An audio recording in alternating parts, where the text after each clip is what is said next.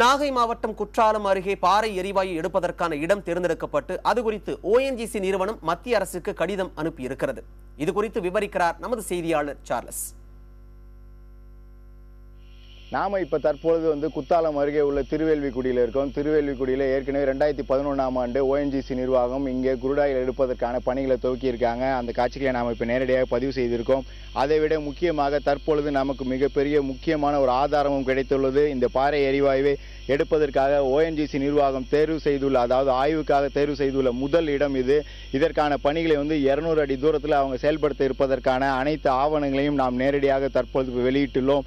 இதன் மிக அருகாமையிலேயே விளைநிலங்கள் இருக்கிறது. விவசாயிகளுடைய விளைநிலங்கள் இருக்கக்கூடிய இந்த பகுதியில் இந்த பாறை எரிவாயு, மீத்தேன், அது மட்டும் இல்லாமல் இது போன்ற இயற்கை வளங்களை எடுத்தும் அதன் மூலம் விவசாய நிலங்களை அழிக்கக்கூடிய எந்த திட்டத்தையும் செயல்படுத்தக்கூடாது என்று விவசாயிகள் ஏற்கனவே தொடர்ந்து போராடி வராங்க.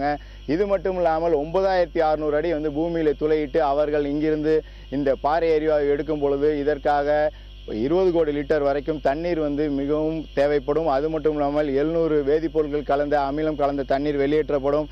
சுகாதார சீர்கேடு, அது மட்டும் இல்லாமல் மனிதன் வாழ அருகதையற்ற பகுதியாக மாறிவிடும். குடிநீருக்கு இங்கு மிகப்பெரிய அளவில் கிடைக்க முடியாத சூழ்நிலை ஏற்படும் என பல்வேறு காரணிகளை தொடர்ந்து வலியுறுத்தி வராங்க. இது தொடர்பாக ரமேஷ் அவரிடம் கேட்கலாம். ரமேஷ், குறிப்பாக ONGC நிர்வாகம் தற்பொழுது இந்த பாறை எரிவாயு அவர்கள் செயல்படுத்துவதற்கு அடுத்த கட்ட பணிகளை தொடர்ந்து முயற்சி செய்வதற்கு என்ன காரணம்?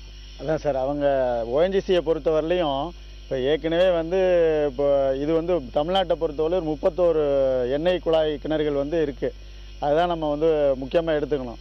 இவங்க புதுசாக ஷேல் கேஸ் எடுக்கணும் அப்படிங்கிற மாதிரி இருந்தால் சோதனை செய்கிறதுக்கும் கமர்ஷியலாகவும் பண்ணுறதுக்கு அவங்க என்ன செய்யணும் அப்படின்னா, முறையாக கருத்து கேட்பு கூட்டம் நடத்தி அதுக்கப்புறம் மத்திய மாநில அரசுகளோட லைசன்ஸ், அதை அங்கீகாரம் வாங்கி தான் பண்ணணுங்கிற ஒரு சூழ்நிலை வரும். ஆனால் இப்போ உள்ள சூழ்நிலையை பார்த்தீங்கன்னா தமிழ்நாட்டில் இருக்கிற 31 எண்ணெய் குழாய் கிணறுகள் அவங்களோட கண்ட்ரோலில் இருக்குது. அதனால் என்ன பண்ணிடுவாங்க அப்படின்னா, நம்ம பொதுமக்களுக்கும் விவசாயிகளுக்கும் தெரியாமையே அந்த 31 இடங்களையும் இவங்க ஷேல் கேஸ் எடுக்கிறதுக்கான ஒரு வாய்ப்பை அவங்க பயன்படுத்துறதுக்கான முயற்சியில் தான் அவங்க ஈடுபட்டு இருக்காங்க.